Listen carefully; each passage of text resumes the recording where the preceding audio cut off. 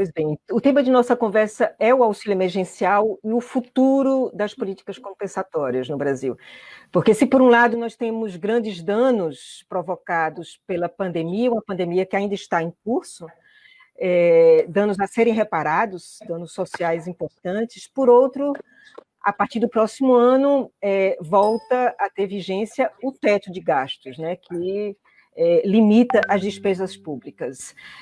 Então, a gente vai discutir aqui como compatibilizar os dois. Então, acho que o nosso ponto de partida pode ser a posição de cada um sobre a medida provisória 1.000, que reduz o auxílio emergencial de 600 para 300. Eu vou dirigir minha primeira pergunta ao deputado André Janones e pedir que ele diga por que o senhor defende a votação da MP e pretende votar pelo restabelecimento dos 600. O senhor, por favor, pode explicar a sua posição?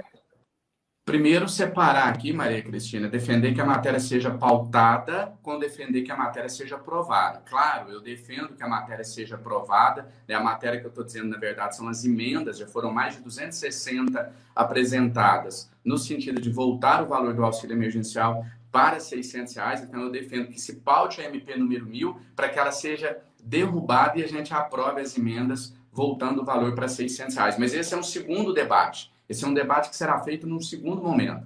Eu acho, com perdão da palavra, vergonhoso que a gente se debata se a matéria deve ou não ser pautada. O que eu estou pedindo é só que se cumpra a Constituição Federal e aqueles parlamentares que forem contra o aumento do auxílio para R$ 600 que justifiquem a sua posição e que, então, se entenderem que isso é o correto, que votem a favor da MP número 1.000. Então, eu acho que não existe como debater a matéria ser ou não pautada. Agora, vamos fazer o debate em torno de se o correto é pagar os R$ 600 ou o correto é pagar R$ 300. Primeiro, eu acho que a gente tem que temporizar, trazer o momento atual que esse debate está sendo realizado. Se esse debate tivesse sendo realizado há um ano atrás, por exemplo, os meus argumentos, o que a gente ia discutir aqui, seria totalmente diferente. Ninguém é a favor de um endividamento inconsequente, ninguém nega o tamanho da dívida pública brasileira nesse momento.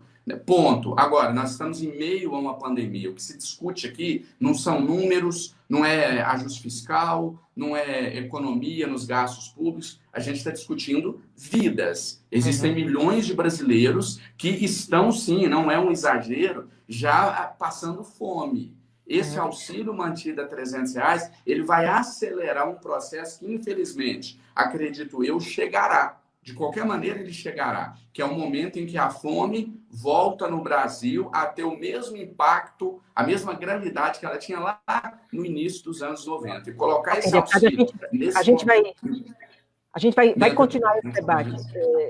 Eu só queria que agora o Felipe, por favor, resumisse a sua posição sobre a medida provisória. Bom, para ter claro, a gente tem que ter presente que neste ano o Brasil vai ter um déficit primário de 877,8 bilhões. Para quem está nos assistindo, isso significa receita menos despesa do governo, sem nem considerar ainda os juros da dívida pública. Quando considerados os juros da dívida, esse déficit vai para mais de R$1 trilhão. Então, o quadro é complicadíssimo. É claro que todos os países no mundo estão enfrentando a Covid-19 e precisaram elevar os seus orçamentos temporariamente para fazer frente a essa necessidade de despesas adicionais, mas a gente tem que ter claro que existe uma restrição fiscal. E o Brasil tem uma fragilidade estrutural nas contas públicas que não foi resolvida e não vai ser resolvida da noite para o dia. A medida provisória em tela, ela vai na direção correta de ir diminuindo o benefício. Vale lembrar que R$ 300 é um valor muito significativo. O valor médio do benefício pago no Bolsa Família é em torno de R$ 193. Então, quando a gente fala em R$ 600, de fato foi uma coisa emergencial, temporária, que não dá para você sustentar para sempre. Vale dizer, se os R$ 600 por mês para 67,2 milhões de pessoas virassem um programa permanente, a gente teria simplesmente uma despesa de 514,8 bilhões ao ano. Isso representa cerca de 90% do que a gente gasta com todos os pagamentos do INSS. Tá certo. Agora, deputado, tendo em vista as restrições fiscais que o Felipe Salto acabou de nos explicar, para viabilizar esse auxílio de R$600, onde o senhor sugere que o Estado arrume dinheiro para pagá-lo? Primeiro, a gente precisa discutir quem foi o responsável por essa dívida, porque fica parecendo que o auxílio emergencial sempre existiu e que foi ele o responsável por essa dívida pública desse tamanho. Se a gente for ficar esperando ajuste fiscal para fazer uma distribuição de renda, isso nunca vai acontecer, porque esse ajuste fiscal ele não virá. O auxílio emergencial começou a ser pago em maio, em abril.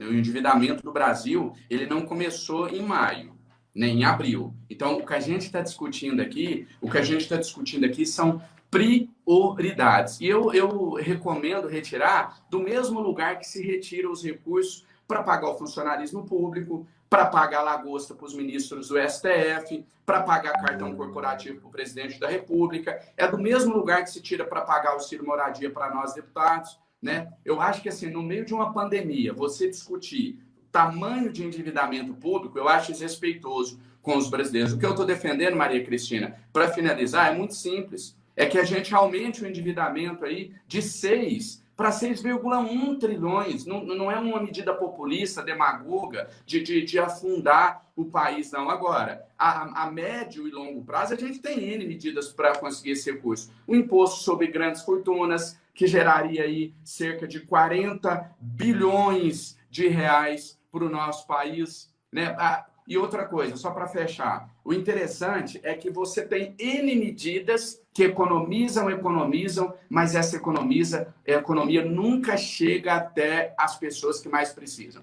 1 trilhão em 10 anos com a reforma da Previdência, congelamento do salário dos servidores públicos. O que está faltando no nosso país é a gente priorizar quem precisa de renda. Fontes para esses recursos tem de sobra. Eu tenho mais aqui, taxação de lucros e dividendos, mais 60 bilhões. Você diminuir a desoneração da cesta básica, porque desoneração da cesta básica não é um combate à desigualdade, porque o rico também consome os produtos da cesta básica. Enfim, uma série de medidas que provam que, se o país quiser, se o governo quiser, é possível sim pagar o auxílio a R$600. E mais do que isso, e aí a gente continua o debate depois, construir um programa de transferência de renda permanente. Obrigada, deputado. Então, eu queria, Felipe, que você comentasse, por favor, essas sugestões do deputado. Ele pela ordem, ele sugeriu que se cortasse no custeio da máquina, né, da máquina federal, e no custeio, inclusive, do legislativo, que se aumentasse o endividamento, e que, numa outra fase, se aprovasse o imposto sobre grandes fortunas, que, segundo o deputado, poderiam gerar até 40 bilhões de reais, e taxação sobre lucro dos dividendos e rever algumas desonerações. É isso, né, deputado, basicamente. Resumidamente, sim. Pois é, eu queria que você nos dissesse se o IFE tem alguma estimativa, se essas rubricas seriam suficientes para cobrir o gasto do auxílio emergencial, e como você vê a discussão hoje econômica em torno dessas alternativas? Olha, a gente precisa ter claro o seguinte, os custos de cada política pública, eles são programados, né, ou deveriam ser planejados de acordo com as fontes de financiamento. Qual que é o risco que a gente corre quando propõe medidas sem indicar a fonte de recursos de maneira bastante concreta, né? É o que eu mostrei no meu último artigo para o Estadão, que é a ameaça do populismo fiscal. O que nós temos que ter claro? Ninguém aqui vai ser contra o leite das criancinhas, aumentar o Bolsa Família, enfim, coisas que são, por natureza, benéficas. Se a gente pudesse pagar um salário mínimo por mês para todos os brasileiros, quem que ia ser contra isso? O problema é que a capacidade do Estado de se financiar não é infinita, infelizmente, porque se trata de uma questão de oferta e demanda. Quando a gente não tem receita suficiente para cobrir as nossas necessidades de financiamento, o Estado brasileiro, estou me referindo, qual é a alternativa que ele tem? Emitir títulos públicos, emprestar do mercado. Quanto mais ele sinaliza para o mercado que vai precisar emprestar dele para financiar déficits cada vez mais importantes, o mercado exige uma taxa de juros maior. Aí a gente pode dizer, não, mas o juro nunca esteve tão baixo, né? Nós estamos com uma Selic de 2%, com uma inflação esperada de 2% também, para simplificar, nós estamos com o juro real, descontando a inflação, igual a zero. Então, fique à vontade para se endividar. Não é bem assim, porque dependendo do prazo do título que o Tesouro emite, o juro exigido pelo mercado é diferente. Então, o custo médio da dívida é muito superior à Selic, né? E há um risco da gente ter problemas de financiamento de dívida. Então, é claro que é preciso viabilizar o programa, mas não é fácil fazer isso, e também a gente não pode cair na armadilha de simplesmente dizer que não é possível. Qual que é o caminho? É indicar, como o deputado está fazendo, fontes de recursos para isso. Só que o problema é que o nosso orçamento é engessado, né? 95% do orçamento se refere a despesas obrigatórias.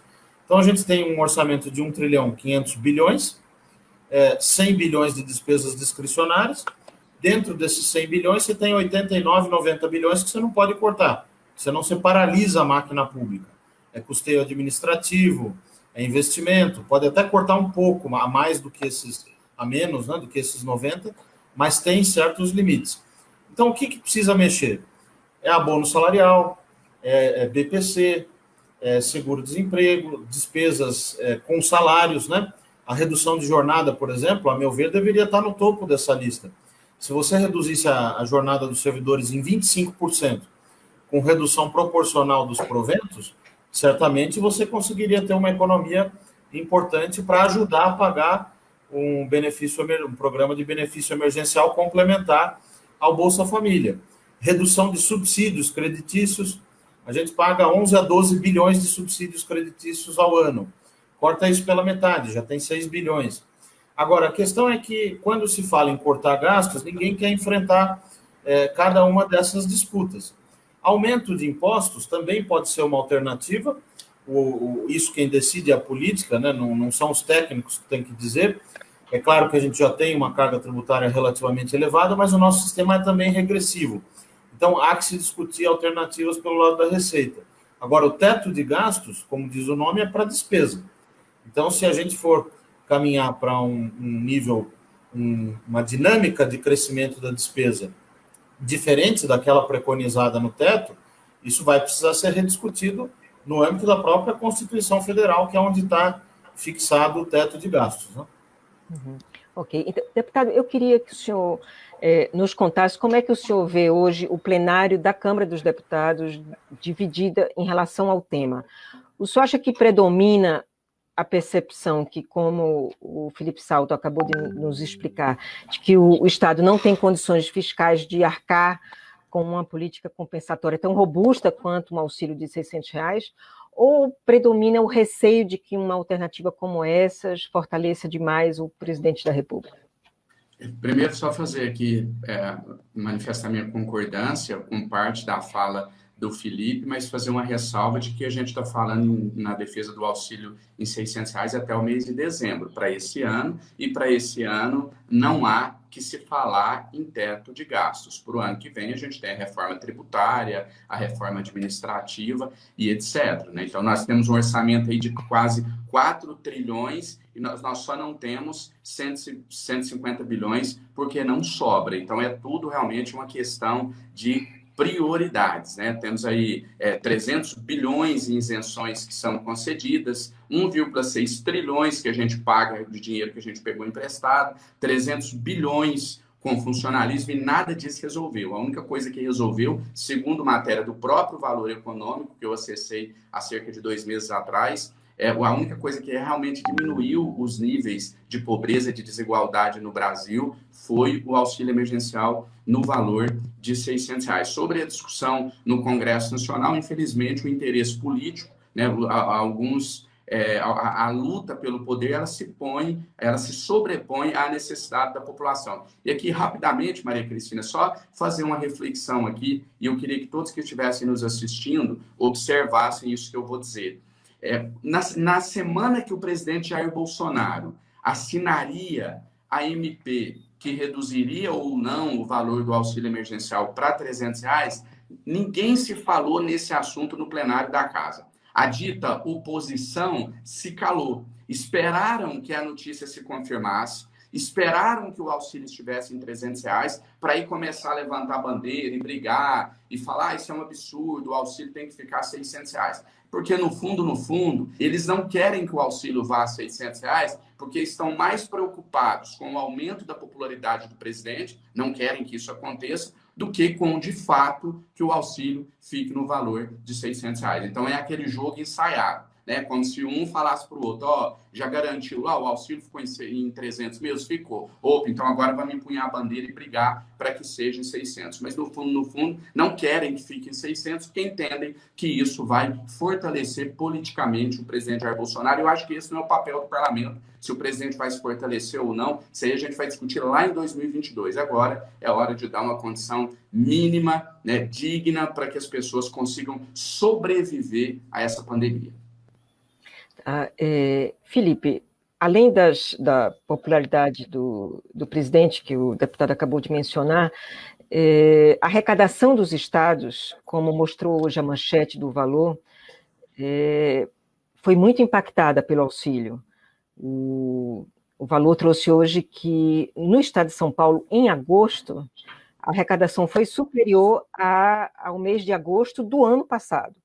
E os secretários de Fazenda e os economistas ouvidos atribuem uma grande importância ao desempenho da arrecadação, ao pagamento do auxílio emergencial. Então, eu queria saber, quando esta última parcela do auxílio de R$600 foi paga no dia 17 de setembro, né? Então, quando a parcela de 300, de fato, se estabelecer e for a parcela paga para a maioria dos beneficiários, como é que você vê o impacto sobre a arrecadação no momento que a economia, como a gente vê, ainda não voltou como se esperava, né? Nós temos aí o índice de desemprego, que apesar de ter recuado no início de setembro, ainda é importante, 13,7%, são 13 milhões de desempregados que não têm emprego, somando aos 17 desalentados, que são aqueles que não procuram, né, emprego, porque já perderam as esperanças, temos aí 30 milhões. Então, o impacto desse auxílio na arrecadação, da redução do auxílio na arrecadação, como você vê que pode ser minorado pela economia? Olha, de fato, quando você injeta recursos na demanda agregada da economia, isso representa consumo direto, porque as pessoas que estão recebendo esse dinheiro têm uma propensão marginal a consumir muito alta, quer dizer, elas têm necessidades básicas que precisam ser supridas, o benefício emergencial tem uma relevância muito grande nisso, e as pessoas simplesmente gastam os recursos. Então, isso faz a economia ter um desempenho melhor do que teria na ausência desse estímulo. É natural que seja assim. O que a gente tem observado é que a dinâmica da produção industrial mensal e da pesquisa mensal do comércio, a pesquisa mensal de serviços menos, mas as duas primeiras que eu mencionei, indicam uma dinâmica de recuperação da economia melhor do que se esperava. Isso é positivo porque pode ser que a gente consiga ter no ano que vem um desempenho também um pouco melhor do que, por exemplo, a taxa de crescimento de 2,5% que se esperava, né, o que se projeta, por enquanto, para o ano que vem. Quando a gente fala em reduzir paulatinamente esse auxílio, me parece que é uma estratégia adequada para que a gente desembarque no ano que vem já com um contexto de um auxílio pago um pouco menor, né, do que os R$600. Por quê? Porque se você sustenta os R$600 até 31 de dezembro desse ano, no ano que vem a tendência vai ser que as pessoas demandem a continuação desse valor elevado, quando talvez não seja possível financiar isso. Quer dizer, o custo anual seria impeditivo, não teria como encontrar cortes de gastos e aumentos de impostos suficientes para dar conta de um auxílio de R$600 para 67,2 milhões de pessoas. Então, o que a gente tem que ter presente é que uma coisa é o auxílio emergencial temporário pago durante esse período de exceção, e a outra coisa são os programas sociais e a sua continuidade para a partir do ano que vem. O Ricardo Paes de Barros e outros especialistas têm indicado, né, que é importante a gente discutir os benefícios que já existem e tentar dar uma maior racionalidade para esses benefícios, sem prejuízo, obviamente, de se avançar em agenda de racionalização da máquina pública, corte de benefícios, de vantagens, de desperdícios e tudo mais que claramente poderiam sim ajudar. Agora, do ponto de vista da economia, que foi o que você perguntou, não há dúvida que o auxílio ajudou e vem ajudando a que a economia tenha um desempenho melhor do que se esperava na ausência dessa injeção de recursos. Isso vale também para os gastos de saúde que estão sendo feitos, extras, né, em relação ao orçamento, e todas as transferências para empresas, por meio do BNDES, e também para estados e municípios. O deputado, o Felipe Salto disse que se o auxílio de 600 foi estendido até dezembro, vai ser mais difícil para as pessoas aceitarem a transição. O senhor concorda com isso? Eu entendi perfeitamente a colocação do Felipe, mas mesmo sem ter essa intenção, a fala dele deixa uma margem para pensar como se assim, as pessoas estão felizes com R$600, né? Como se R$600, com R$600 as pessoas estivessem viajando para a Europa, comendo caviar, tomando champanhe, etc. Eu duvido muito. Claro que você tem exceções, né? A gente tem aquele péssimo hábito de transformar a exceção em regra. Eu vejo muito isso nas redes sociais. O fulano recebe Bolsa Família e não precisa, tem 2 casas de aluguel e etc. São exceções. Você combate esses erros pontuais, essas exceções, e isso não contamina o programa. Eu acho que ninguém está feliz com R$600. Eu até teve no início da fala do Felipe, ele falou que acha R$600 bem razoável. Eu discordo totalmente. Eu acho que até mesmo R$600 é muito aquém do que a população precisa. Acho razoável colocar 1,2 trilhões, por exemplo,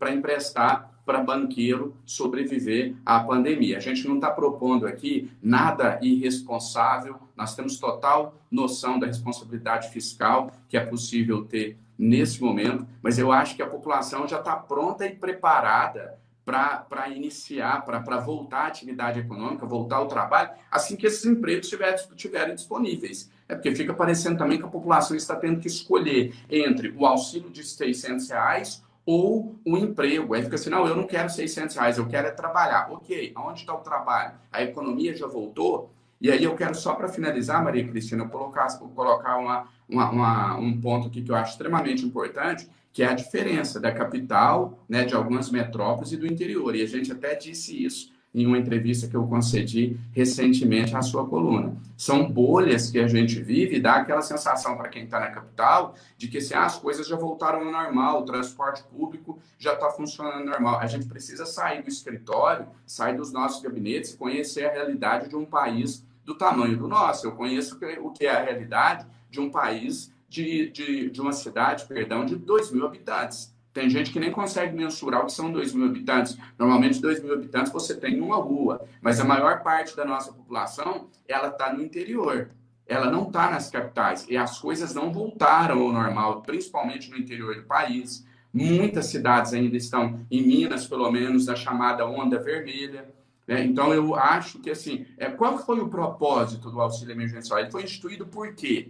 Teve um propósito, o que a gente chama no direito de espírito da lei. Qual o espírito da lei que instituiu o auxílio emergencial? Auxiliar as pessoas a passarem pela pandemia. Ponto. A enfrentar esse momento difícil que a economia está atravessando.